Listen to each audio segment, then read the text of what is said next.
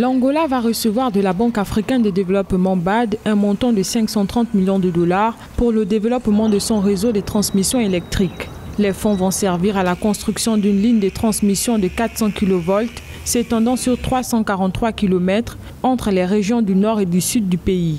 Selon les autorités angolaises, le nord du pays enregistre un surplus électrique de plus de 1000 MW, tandis que le sud en déficit dépend surtout des groupes électrogènes pour la satisfaction de sa demande. Une fois opérationnel en 2023, le projet évitera la consommation de 46,8 milliards de litres de diesel par an dans le sud, réduisant de 80 mégatonnes les émissions de CO2. Le gouvernement angolais économisera également plus de 130 millions de dollars par an en subvention au diesel. En soutenant ce projet, la Banque africaine de développement entend contribuer à la réduction du déficit en infrastructures d'interconnexion électrique entre le nord et le sud de l'Angola.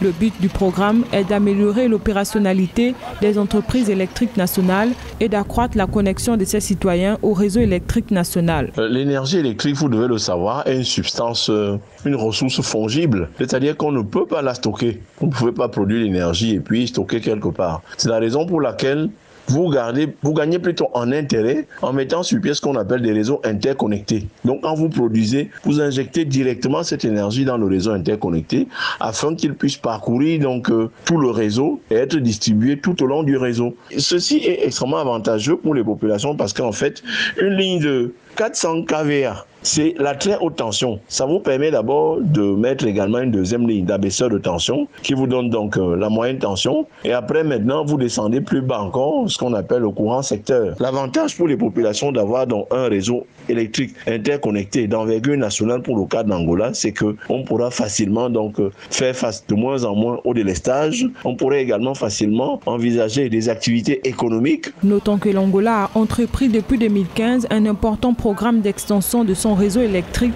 dont la capacité est passée de 1017 MW à 2763 MW entre 2015 et 2019. Cette nouvelle initiative de construction des lignes électriques entre dans le cadre du programme d'extension et d'efficience du secteur énergétique mis en œuvre par le gouvernement angolais.